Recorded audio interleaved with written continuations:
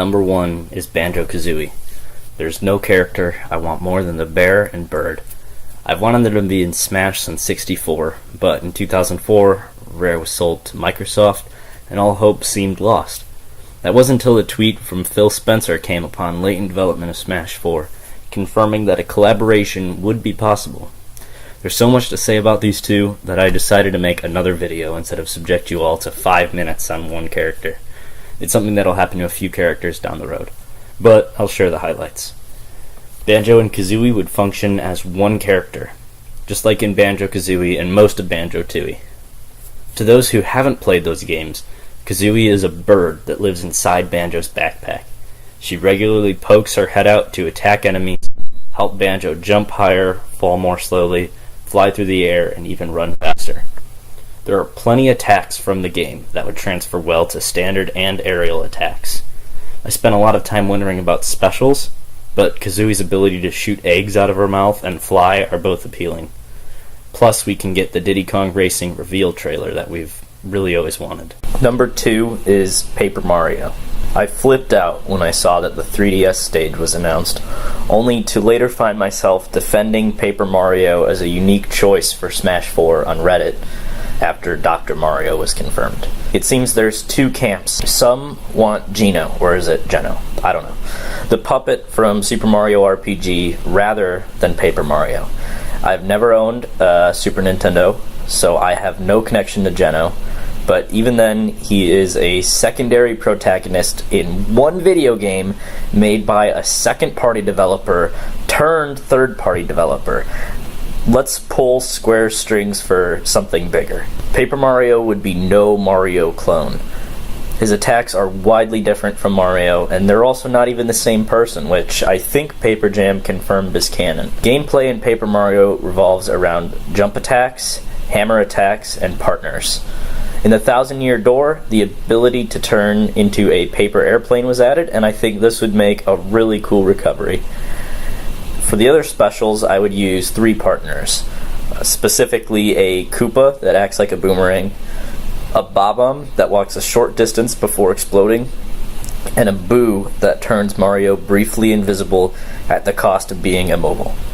Hammer attacks would be used for ground standards, and jump attacks could be the aerial standards. Regardless, Paper Mario is a beloved series that's still getting attention and therefore still relevant. With newer games coming out and all of them trying new gameplay mechanics, I'll completely understand if Paper Mario is based on any of these. I just hope that a lot of inspiration for the character is drawn from the fan favorite first 2 games in the series. Number 3 is Red. We have a ton of Pokemon reps already, I get that, but so far, all of the characters you fight with are Pokemon. As a series built on the premise of pitting animals with superpowers up against each other, that makes sense, but I feel like the person controlling them would be competent as a fighter himself. Now before you point to Brawl had a Pokemon trainer controlling 3 of his own Pokemon. You were really fighting as Squirtle, Ivysaur, or Charizard. I would do it differently. Get the trainer on the ground, using items like the bicycle, the Poke-Flute, Item Finder, Super Rod, Escape Rope, Repel. Or you could throw Pokeballs at opponents and trap them, like Yoshi's eggs. Maybe do use Pokemon, but for things like HM moves, such as cutting a tree into your opponent's face, or throwing a boulder at them. The Pokemon overworld is such a big part of the main series, and I think that Smash should showcase it better. I loved the Pokemon Origins animation that dropped in 2014, so I would play as Red, but there's a plethora of Pokemon trainers from the games. They all have that lanky 10-year-old frame that makes for an easy costume change, and if HM Pokemon are incorporated, those can change depending on which generation you're playing as. Number 4 is the DK Crew. Now is my turn to be a hypocrite. Many people want more Donkey Kong reps, and I agree. It's a great franchise with an iteration on every Nintendo console I can think of. Dixie Kong and K. Rool are probably the 2 most popular choices, and they're both great choices. Ideally, we'd get both, but I'd play Donkey Kong 64 more than any of the other Donkey Kong games combined, and these Kongs have a very special place in my heart. The idea for them came after I saw how the Pokemon trainer would work. You could rotate these Kongs, and they'd each have unique attacks and characteristics. Lanky would be a balanced character, with the only notable trait being his awesome range. Tiny would be agile, have a great recovery, and attack quickly, but would also be squishy and deal underwhelming amounts of damage. Chunky would be a true heavyweight, larger than DK, although DK might have to shrink a bit to make this believable. Chunky would be slow and have an awful recovery, but his attacks would deal massive damage. If you know Donkey Kong 64, you can think for yourself what kind of specials they might use.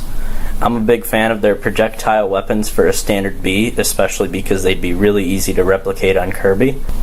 I think Lanky's recovery should be where he inflates himself like a balloon. There's a ton of inspiration from the game, and if you know the game or even the rap, you're probably thinking of different ways that this character could be implemented. Number 5 is Bomberman. Outside of the NES port to Game Boy Advance, the only Bomberman game I've played is Bomberman 64. But man, did I play that game a lot. It has a 3D platforming-ish single-player mode, but the multiplayer mode was lit. Bomberman would be a hard character to make, after all he just fights with bombs. But in Bomberman 64, there are remote bombs, you can kick and throw bombs, you can inflate the bombs. There's so many different bomb fighting mechanics in that game. I don't see a good way that Sakurai could build a Bomberman moveset, but I'd be so hyped if he did. I think to compensate for Bomberman's monothematic moveset, he'd have the unique ability to deflect opponents' explosives simply by running into them. Number 6 is Toad. 7 years ago, I hated the idea of Toad in Smash. He's a generic character, there are tons of Toads in the Marioverse, and most of them don't do very much. I used to rant about how stupid I thought fake Smash rosters were if they included run-of-the-mill characters like Goomba or Octorok, and I included Toad in their ranks. But Toad is a bit unique. He's the protagonist in Wario's Woods, and one of the protagonists in Super Mario Bros. 2, New Super Mario Bros. Wii, New Super Mario Bros. Wii U, and Super Mario 3D World. And now we have Captain Toad in that spin-off series. Toad's come quite a long way. He deserves some of the spotlight. Surely more than Waluigi or Daisy. I'm not sure what his moveset would be, but I'm certain that Sakurai could make it work. Number 7 is Vault Boy. I don't care if video game hipsters love to hate Bethesda. I love their RPGs. Bethesda knows how to make an RPG series that I get immersed in. Fallout and The Elder Scrolls have ate away more time than I can estimate from my life. Way more than other modern RPGs managed to do. But the inclusion of a character is insanely unlikely considering that Bethesda and Nintendo have zero relationship. I went for a character whose aesthetics fits in well with the likes of Mario. That's not very easy, but Vault Boy is as close as it gets. He's cartoony and fun, and playing as him in Smash would be a great bridge between two of my favorite video game developers. Vault Boy's standard attacks would revolve around melee and unarmed combat, while his specials can include energy weapons, firearms, and explosives. A nuclear detonation seems like an obvious final Smash, but detonating the one in Megaton in Fallout 3 was censored in Japan, so it's not very likely to happen in a Smash Bros. Game. Number 8 is Steve. Notch has already taken the decade by storm with Minecraft. Have whatever opinions you want about the game, it's massively popular. I played it a lot in beta, and I still really enjoy it, despite the motion sickness it sometimes gives me. Minecraft is out on Wii U now, so this is not a stretch like Vault Boy was. The moveset that you could make with Steve is incredibly diverse. Surely swords, bows, and high explosives aren't new to Smash, but a bucket of lava? Sacking a dog on your enemies might work like Pikmin, but what about building a wall of dirt as a recovery? That's not been done in Smash. Steve's standard attacks may be ordinary, but I guarantee you his specials would make him unique. Number 9 is Anna. Bear with me, this one gets long. I've been playing Fire Emblem since I got a hold of 7, the first one released in North America. I'm a huge fan, and I'm generally really happy with the success it's been enjoying. But damn do we have enough Fire Emblem characters. It's time to consolidate them. I'd keep Marth because he's an OG, Robin because they're unique, and one of the heavier fighters. Costume usage is actually a pretty good solution. We have the skinny lord that uses a rapier, and even if Smash Roy is unusually heavy compared to the source material, he and Ike both ought to have swords that shoot projectiles. But if there's a unique Fire Emblem character that I would like to add to Smash, it wouldn't be one of the unusual lance or axe wielding lords. It wouldn't be the Black Knight from Path of Radiance. It would be Anna.